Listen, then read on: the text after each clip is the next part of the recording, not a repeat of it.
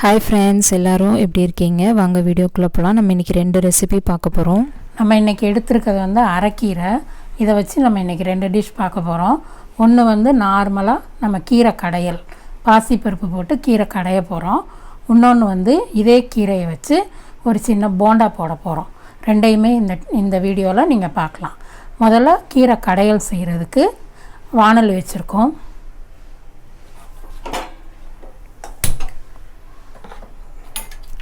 அதில் ஒரு 3 ஸ்பூன் அளவுக்கு பாசிப்பருப்பு, அதை முதல்ல நம்ம வறுத்துக்கலாம். லைட்டாக நல்லா வறுக்கணும். அது வாசம் வர வரைக்கும் லேசாக வறுத்தா கீரை கடையல் வந்து ரொம்ப நல்லாயிருக்கும், வாசமாக இருக்கும். அதில் இப்போ நம்ம கடையலுக்கு எடுத்து வச்சுருக்க கீரையை அதில் சேர்த்தோம். நல்லா கழுவி கடையலுக்கு எடுத்து வச்சுருக்கோம். அந்த கீரையை சேர்த்துக்கலாம்.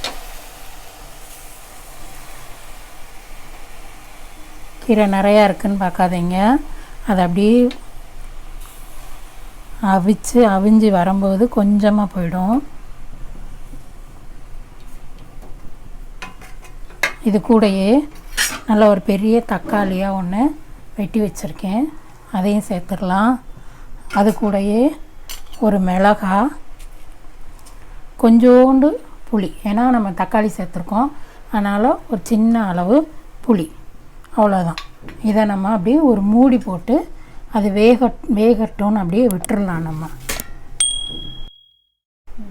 மூடி போட்டு மூடலாம். இப்போ இதை கொஞ்சம் நேரத்துக்கு ஒரு தடவை கிளறி விட்டோம்னா 5 நிமிஷத்தில் கீரை ரெடி ஆகிடும். அடுத்து நம்ம கீரை போண்டா செய்கிறதுக்கு உண்டான ஜாமான்லாம் நம்ம இந்த பவுலில் போடலாம். முதல்ல கடலை மாவு ஒரு 4 ஸ்பூன் அளவுக்கு கடலை மாவு போடலாம்.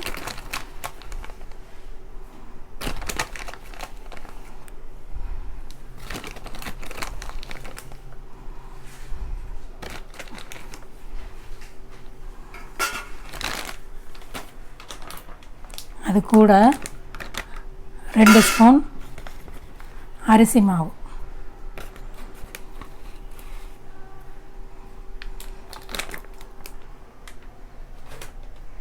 கொஞ்சோண்டு பெருங்காயத்தூள்,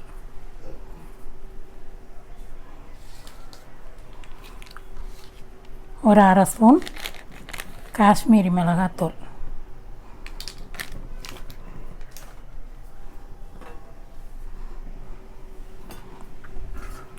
ஒரு வெங்காயம்,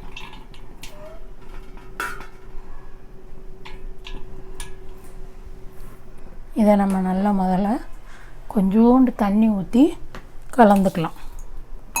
உப்பு போட்டுக்கலாம்.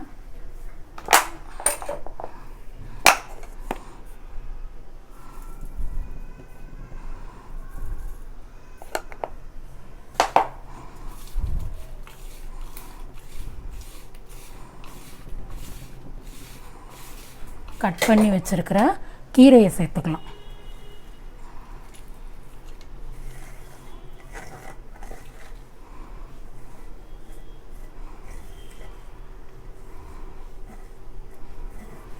கீரையில் கொஞ்சம் தண்ணி இருக்குது, முதல்ல அதை அந்த தண்ணி அளவுக்கு நம்ம பிசைஞ்சு எடுத்துக்கலாம்.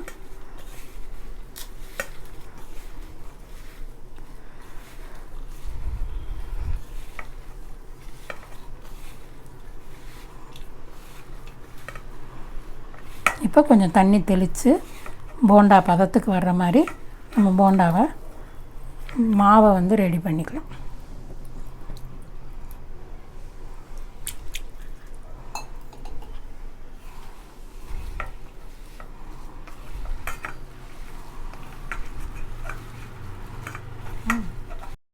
மாவு கலந்து வச்சுட்டோம்.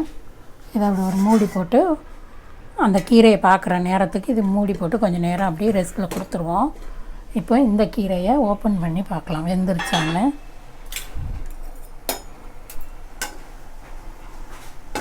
பாதி வெந்துருச்சு. இன்னும் கொஞ்சம் நேரம் கூட நம்ம இதுக்கு வேகிறதுக்கு டைம் கொடுக்கலாம். பருப்பு கொஞ்சம் வெந்துருச்சு, கீரை கொஞ்சம் வெந்துருச்சு, தக்காளி கூட கொஞ்சம் வெந்திருக்கு. இன்னும் கொஞ்சம் நேரம் கழித்து பார்க்கலாம். கீரை எவ்வளோ போட்டோம் பாருங்கள், சட்டி நிறையா போட்டோம். இப்போ பாருங்கள் நல்லா வத்தி வந்திருக்கு. இன்னும் கொஞ்சம் நேரம் இதை வேக விடலாம். சுருங்கி வந்திருக்கு கீரை. இல்லை, கீரைக்கு தேவையான உப்பு சேர்த்துக்கலாம். தண்ணி கூட கொஞ்சோண்டு ஊற்றிக்கலாம். ரொம்ப தண்ணி வேண்டாம், கொஞ்சமாக தண்ணி ஊற்றிக்கலாம். ஒரு 5 நிமிஷம் இருக்கட்டும், திருப்பி பார்க்கலாம். வெந்துருச்சு. இதை நம்ம இப்போ ஆஃப் பண்ணி கொஞ்சம் நேரம் ஆற வைக்கலாம். கீரை நல்லா வெந்துருச்சு. இதை இப்போ நம்ம ஸ்டவ்வை ஆஃப் பண்ணிவிட்டு கொஞ்சம் நேரம் கழித்து கொஞ்சம் ஆற விட்டு நம்ம மிக்சியில் போட்டு அடிக்கலாம். இப்போ போண்டா போடுறதுக்கு எண்ணெய் வச்சுருக்கோம். எண்ணெய் காயட்டும். எண்ணெய் காஞ்சிடுச்சு. இப்போ நம்ம கீரை போண்டா உருட்டி போடலாம். கொஞ்சம் சின்ன சின்னதாக உருட்டி போட்டால் நல்லாயிருக்கும்.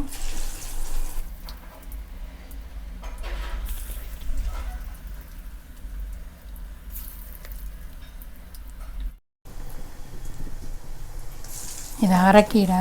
சாப்பிட வைக்க முடியலன்ற குழந்தைங்களுக்கு ஈவினிங் ஸ்நாக்ஸாக இதை செஞ்சு கொடுக்கலாம். ஒரு தடவை செஞ்சு பாருங்கள். இப்போ அது வேகட்டும். அந்த நேரத்தில் நான் ஒரு மிக்ஸி ஜார் எடுத்து வச்சுருக்கேன். அதில் நம்ம வேக வச்ச கீரையை அதில் போட்டுக்கலாம். கீரை கடையலுக்கு வேக வச்சுருக்கேன், அதில் இதை போட்டுக்கலாம். நம்ம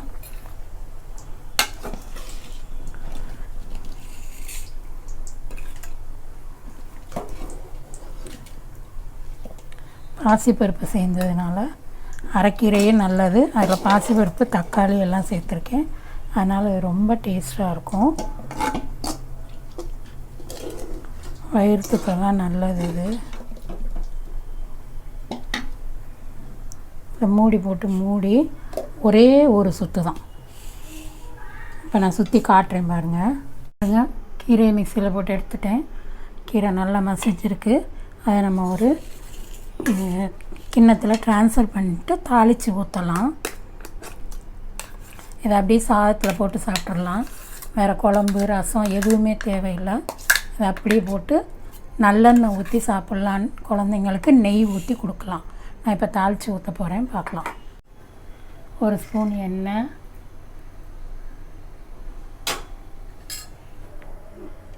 கடுகு,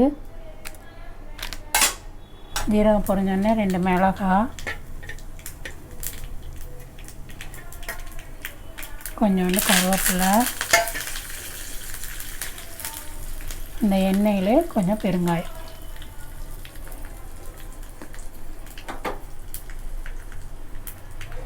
போட்டு அந்த கீரையில் நம்ம தாளித்து ஊற்றிடலாம்.